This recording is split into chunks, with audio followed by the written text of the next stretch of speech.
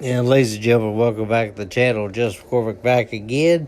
And just had a few things I wanted to kind of open up with before I get to the second piece of the recording.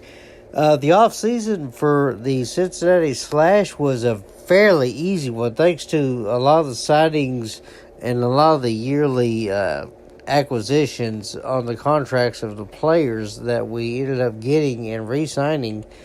We had a very light off season. Only one player without a contract that was needed had a 1 year contract for our best linebacker, Cornelius Bonner, as we decided to re-sign him. As I'll mention that in the next recording. But as you can see, basically was looking for some trades and stuff here. We ended up deciding to let go Barnaby Freeborg, as we were going to basically try and free up cap and everything like that to be able to sign a better positional player, as we did look at a few guys and decided that we were going to go into the realm.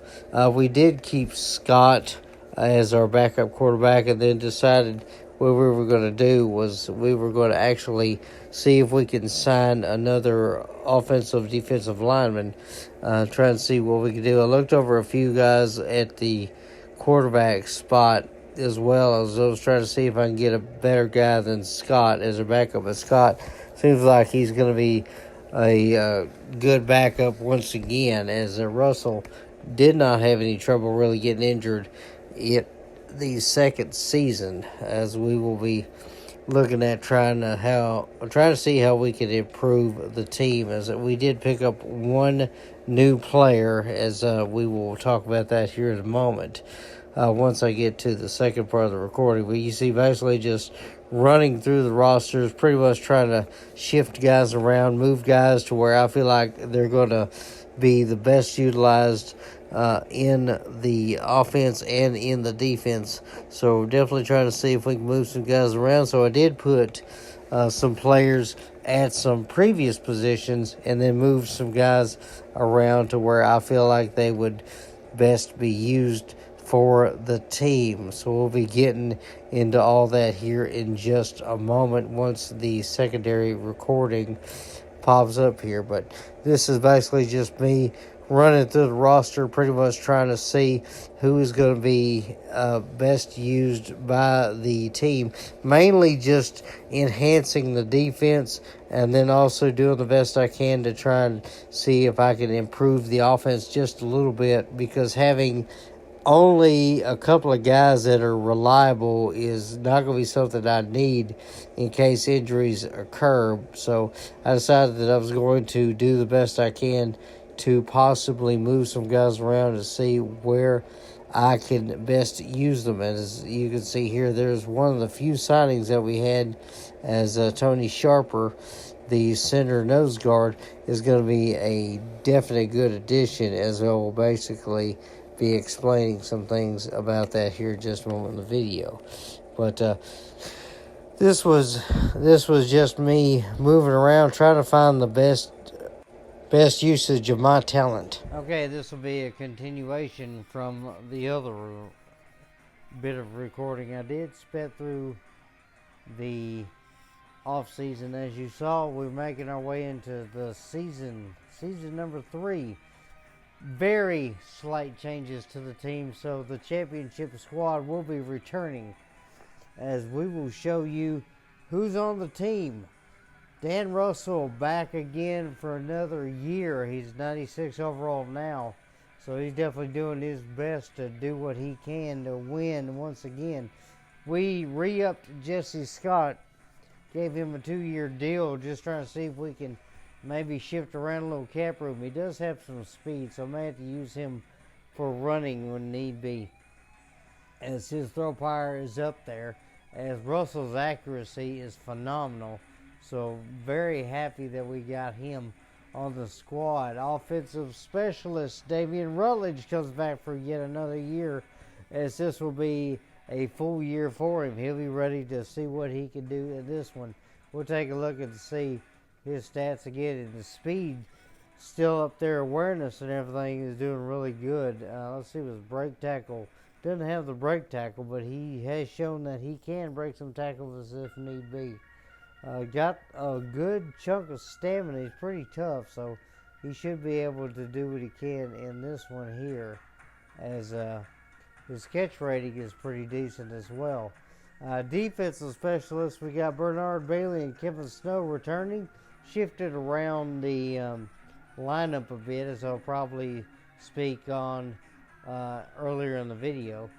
But Bernard Bailey coming back as the league-leading interception man from last year, as he's going to be doing everything he possibly can to see if he can make some moves. Offensive guard left end Thomas Viong coming back for some more action. He'll be ready to protect Russell and do everything he can to harass the opposing quarterbacks, as Jason Johnson also makes his return as well. Harold Van Diver, one of the big sack leaders last year, is going to be back again, and Dave Barnes returning yet again for another year, as I thought about letting him go, but I actually decided to get rid of somebody else. The veteran Eric Golston going to be back in the middle, shaping things up for us, and we picked up another guy. We decided to get rid of Freeborg, and we picked up a better guy in Tony Sharper, the rookie. A one-year man is going to be a solid addition here, as his pass blocking is pretty good. His run blocking is really good as well. So we should be able to run up the middle a bit more here with him. Speaking of our run game, DeJuan Moss and Shurian Pearson are going to be back for another round, as Pearson a bit faster than Moss, but Moss got that toughness and that ability to break tackles, as he was definitely a big key for us late last year.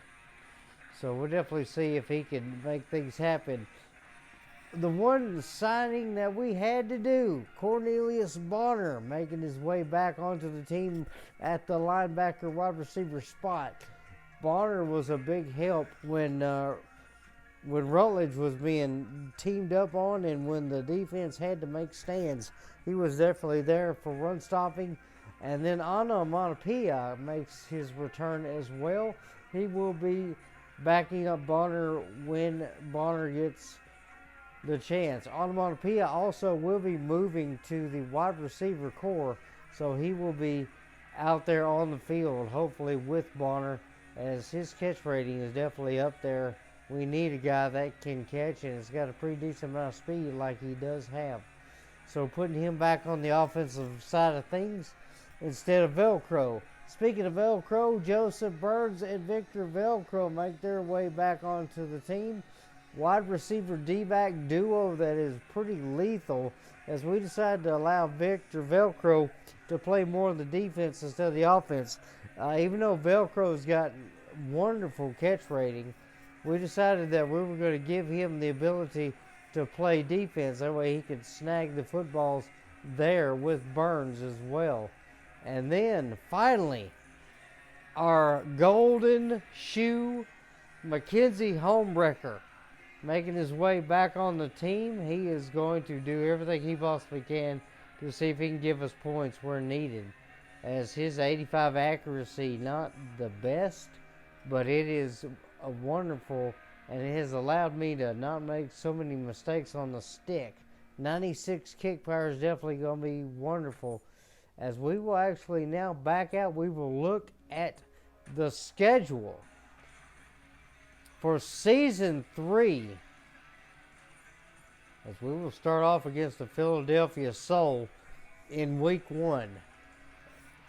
And then we're going to go and face the Predators in Week 2. The New York Dragons will be hosting the Slash in Week 3. Week 4, the Dallas Desperados are going to see if they can get revenge for their outing in last year's playoffs. Then a bye week in Week 5. We'll have a couple of bye weeks close together as we have them wedged around the Destroyers. Last season, we started the season off and beat the Destroyers, they'll be looking to try and see if they can make amends, as they were eliminated from the playoffs last year. Didn't even get a chance to show up after winning the first Arena Bowl. The Force will be back in action in Week 8 against the Slash. They'll be hosting, as the Austin Wranglers will be in Week 9 to see what they can do in Cincinnati. And then the Cincinnati Slash will host the Tampa Bay Storm in Week 10 to see if we could actually hold the division. Later in the season, we'll be taking on the Arizona Rattlers, who gave us a bit of a headache the last time we faced them. And then the Force again show up in Week 12. Sabercats will be a big opponent that we had to face in Week 13. Then the Austin Wranglers will be the team that we're going to face in Week 14. Week 15 and closing, the Predators will be the big problem as we host them in Cincinnati. The Tampa Bay Storm will host us down there in Florida at Week 16. Then Week 17 it's going to be the Blaze, as the Blaze look to see how they can do. And then we finish up with the Gladiators in Week 18.